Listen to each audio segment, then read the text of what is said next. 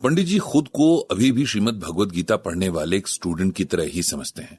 ऐसे बहुत लोग हैं जो उन्हें गीता का विद्वान मानने लगे हैं, उनके बारे में बड़ी रिस्पेक्ट से बात करते हैं। लेकिन पंडित जी को लगता है कि अगर गीता ज्ञान ने भी किसी को हम्बल नहीं बनाया तो फिर उसका गीता पढ़ना ही बेकार हुआ। गीता हमारे इल्यूजन्स को तोड़कर हमें सच देखना सिखाती है। जिन्हें हम अपने अचीवमेंट समझकर ईगो से भर जाते हैं, उन सारे अचीवमेंट्स को भूलना सिखाती है ताकि हम बेकार के ईगो से बचे रहें। लेकिन कभी कभी गीता पढ़ने और समझने के बावजूद भी इंसान के मन में बरसों से रचे बसे संस्कार अपना सर उठा ही लेते हैं। ऐसा ही कुछ पिछले दिनों पंडित जी के साथ भी हुआ। एक पल के लिए तो वो गीता ज्ञान को बिल्कुल ही भूल गए। उनका मन और बिहेवियर बिल्कुल उसी तरह से था जैसे कई साल पहले तब हुआ करता था जब उन्हें गीता ज्ञान की बिल्कुल भी समझ नहीं थी। उस दिन हुआ भी कुछ ऐसा था कि पंडित जी बहुत ज्यादा घबरा गए थे। उन्हें समझ नहीं आ रहा था कि क्या करें क्या ना करें। उस वक्त उनके मन की हालत बिल्कुल एक आम इंसान जैसी थी। डर और घबराहट से भरा हुआ मन जो अपनी सच्चाई भूल चुका है। आत्मा और शरीर में फर्क ना कर पाने वाला मन जिसे सिर्फ उस वक्त का पता होता है। एक्चुअली बहुत दिनों से सरला जी की तबीयत थोड़ी ढीली सी थी। उन्हें बहुत सुस्ती महसूस हो रही थी। कभी कभी चक्कर भी आ रहे थे, लेकिन उन्होंने पंडित जी को बताया नहीं। उन्हें लगा ऐसे ही वीकनेस होगी या बदलते मौसम का असर। लेकिन उनकी परेशानी हर दिन के साथ बढ़ती जा रही थी। धीरे धीरे पंडित जी को भी महसूस होने लगा था कि सरला जी कुछ ठीक नहीं है। उन्होंने बार बार पूछा। तब सरला जी ने उन्हें परेशानी के बारे में बताया। पंडित जी तुरंत उन्हें डॉक्टर के पास लेकर गए, जहां जाकर पता चला कि सरला जी का ब्लड प्रेशर बहुत हाई था, जिससे तुरंत ट्रीटमेंट की जरूरत थी। डॉक्टर की एडवाइस के अकॉर्डिंग ही सरला जी का ट्रीटमेंट शुरू किया गया। दवाइयों के अलावा उन्हें रोज वॉक करने और खाने पीने में जरूरी परहेज बताए गए थे। इन सब इंस्ट्रक्शंस को पंडित जी ने खुद जिम्मेदारी लेते हुए फॉलो करवाने के लिए मन में ठान लिया था। 3-4 दिन तक सब ठीक रहा। सरला जी और पंडित जी वॉक के लिए भी गए। सरला जी को कुछ बेहतर भी महसूस होने लगा था, लेकिन फिर वो हुआ जिसने पंडित जी को हिला कर रख दिया था। उस दिन मॉर्निंग वॉक के बाद दोनों ने रोज की तरह बरामदे में बैठकर चाय पी। जब से सरला जी की तबीयत खराब रहती है तब से पंडित जी ने सुबह की चाय और ब्रेकफास्ट की रिस्पॉन्सिबिलिटी ले ली है। अभी तक वो सरला जी की हेल्प किया करते थे, अब कई काम खुद करने शुरू कर दिए हैं। तो उस दिन सुबह की चाय के बाद पंडित जी तो अपना गीता ज्ञान ब्लॉग खोलकर उसमें पोस्ट लिखने बैठ गए और सरला जी नहाने के लिए चली गईं। उन्हें गए हुए 2 मिनट भी नहीं हुए होंगे कि पंडित जी को धड़ाम की आवाज सुनाई दी। भागे भागे बाथरूम गए तो देखा कि सरला जी फर्श पर गिरी पड़ी हैं, बेहोश हैं। जब डॉक्टर के पास गए थे तब उसने कहा था कि अगर चक्कर आने जैसी कंप्लेन हो तब कभी भी अपने रूम या बाथरूम को लॉक नहीं करना चाहिए। इसीलिए बाथरूम का दरवाजा खुला था, नहीं तो दरवाजा खुलवाने में ही कितना टाइम खराब हो जाता। सरला जी को बेहोश देखकर पंडित जी बुरी तरह घबरा गए। उन्होंने पानी का छींटा मारा, लेकिन सरला जी होश में नहीं आई।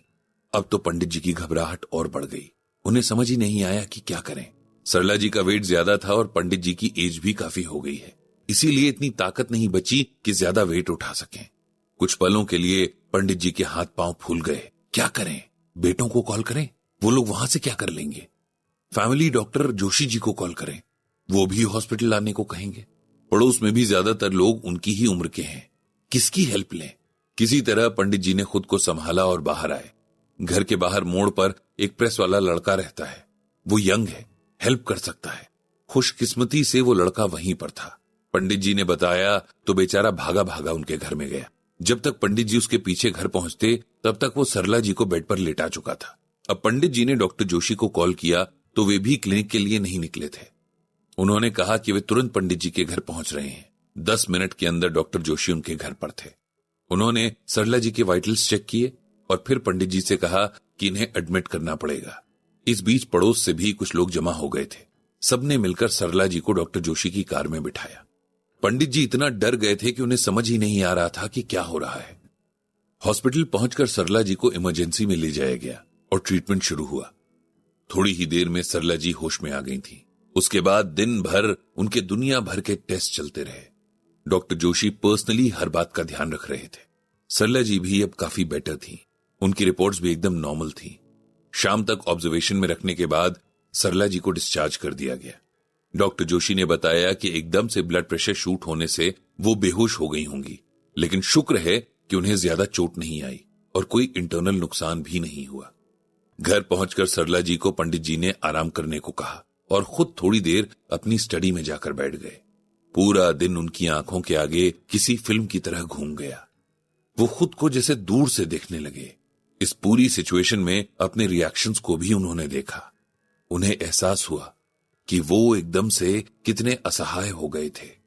सरला जी को खोने का डर उनकी सारी समझ, सारे ज्ञान पर भारी पड़ गया था। इतने सालों से गीता पढ़ते रहे और दूसरों को पढ़ाते रहे, लेकिन जब बात अपनी लाइफ में उसे अप्लाई करने की आई तो वो सब भूल गए। ऐसे तो उनके सालों की कोशिशें बेकार हो गईं।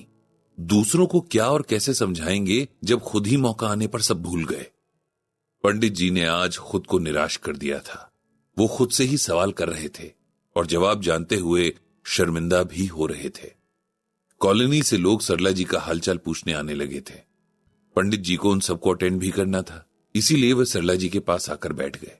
जो आता अपने साथ दुनिया भर की सलाहें लाता। उनके पास उनके दूर पास के रिश्तेदारों के किस्से होते। फलाने जी को भी ऐसा ही हुआ था, ढिकाने जी तो इसी वजह से अभी तक बिस्तर पर हैं। पंडित जी सोचते कि हम लोगों को तो बीमार का हाल लेना भी नहीं आता। जो पहले से डरा और थका है उसे अपने सुने सुनाए एक्सपीरियंसेस से और डरा देते हैं। इसी बीच उनके घर में पड़ोस से 2 दिन का खाना भी जमा हो चुका था। एक दूसरे की फिक्र करने का ये पहलू पंडित जी को अच्छा लगता था। अभी भी हमारे समाज के लोगों में इतनी अपनाइयत बाकी है, ये देखकर अच्छा महसूस हुआ।